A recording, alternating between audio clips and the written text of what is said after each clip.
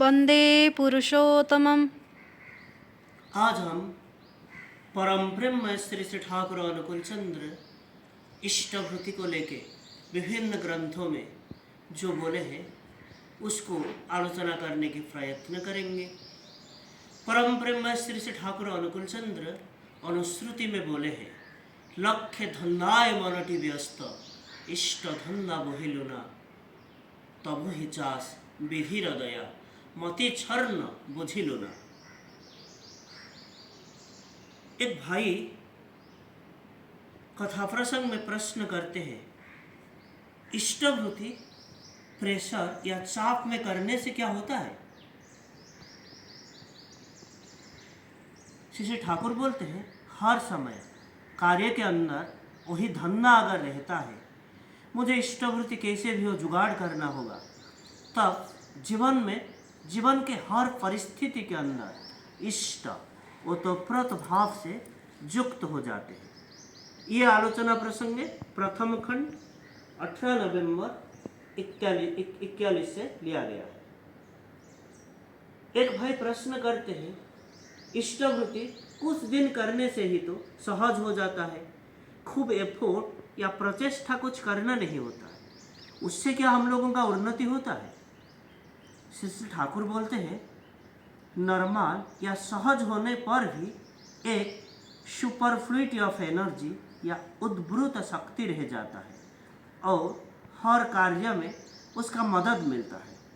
इष्टभरण के धंधा जिसके मन में मस्तिष्क में रहता है, उसकी प्रवृत्ति सारे प्रवृत्तियाँ उसके अंदर धीरे धीरे सुविन्यस्त हो उठता है और उसका हर कुछ सब कुछ के अंदर एक सूत्र निबद्ध समाहार होता है।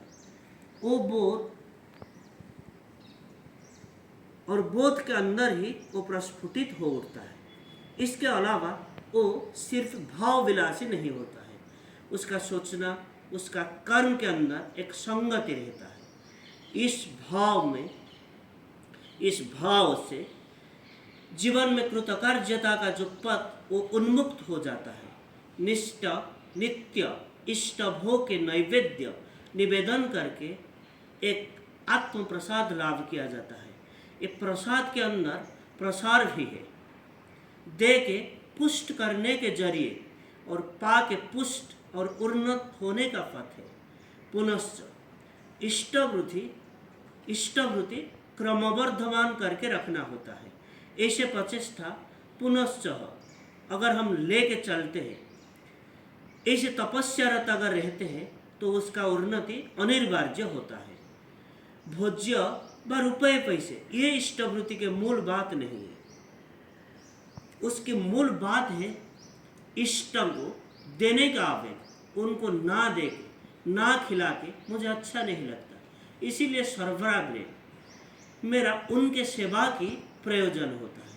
वो आवेग जब मनुष्य के अंदर नशा जैसे आके बैठता है, तब वो अपने सब कुछ करने के अंदर, हर कर्म के अंदर उनको दे के ही उनको ही अर्घ्यनंदित करना चाहते हैं। जीवन के उसका जैसे एक अफुरंत उत्साह लगे रहता है। यह घटना आलोचना प्रसंग प्रथम खंड 5 दिसंबर 41 से लिया गया है। एक भाई प्रश्न करते हैं, इष्टभृति ना करके भी लोग तो विपद से रक्षा पाते हैं, वो भी ना करके विपद से कैसे रक्षा पाते हैं? वो भाई प्रश्न करते हैं, जो लोग यह नाम नहीं लिए हैं वो तो इष्टभृति नहीं करते हैं, फिर बहुत लोग तो है किसी और से भी दीक्षा लिए हैं, वो भी तो विपद से रक्षा पाते हैं, वो तो इष्टभृति नहीं करते हैं। श्री ठाकुर बोलते हैं, रक्षा के विधि को जो जितना हद तक पालन करता है, वो उतना हद तक रक्षा पाता है, उतना परिमाण में रक्षा पाता है। वो जो नाम लेके या ना लेके करता है, उससे कोई फर्क नहीं पड़ता, चाहे वो नाम ले या चाहे वो नाम ना ले। जितना हद तक वो पालन करता है, उतने हद तक या उतना परिमाण से वो रक्षा पाता है। कोई मनुष्य अगर पितृभक्त या मातृभक्त होता है, उसके अंदर बहुत परिमाण में संपद रहता है और ये देखा जाएगा उसकी चलन, उसकी बातें, उसकी सोचना, उसके कर्म अनेक परिमाण में पितृकेंद्रिक या मातृकेंद्रिक हो जाता है। केंद्रानुक जजन जाजन और भरण उसके जीवन में लगे रहता है और ऐसे श्रेय के अनुसरण की वजह से जो फल उससे मध्य वो वंचित नहीं होता है। तब विधि के अनुଯାयी करने के जरिए जो विहित फल लाभ होता है।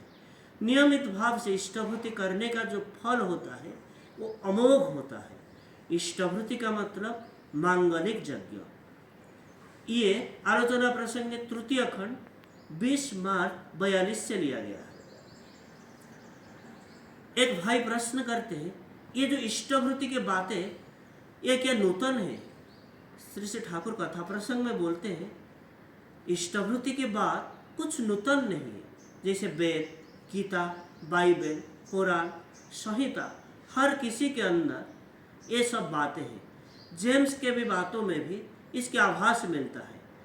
नित्य पंच महायज्ञों की बात हिंदू संतान आज भूल ही गया है।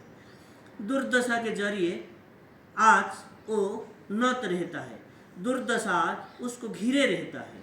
इष्टभूति के अंदर मोटा मोटी चीज़ है, इसीलिए इष्टभूति अगर अच्छे तरह से प्रचलन किया जाता है भ्रातृभोज्य और भूतभोज्य और भ्रातृभोज्य के साथ, तब मनुष्य के चरित्र, कर्म दक्षता, योग्यता जैसे बढ़ता है वैसे दुष्टों के अंदर भी एक साहाय्य की व्यवस्था भी होता है। ये आलोचना प्रसंग तृतीय खंड 20 मार्च 42 से लिया गया है।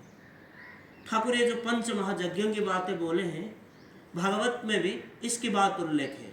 देवर्षि भूताप्त नृणां पितॄणां न किंकरुणाय मृणीच राजन सर्वात्मनां च शरणं शरण्यं गतो मुकुंद परिहृत कर्तव्य। देवयज्ञ, ऋषियज्ञ, नृयज्ञ, भूतयज्ञ एवं पितृयज्ञ, इसको पंचमहायज्ञ कहा जाता है। आज के लिए इतना ही। वंदे पुरुषोत्तम। वन्दे पुरुषोत्तमम्। जय।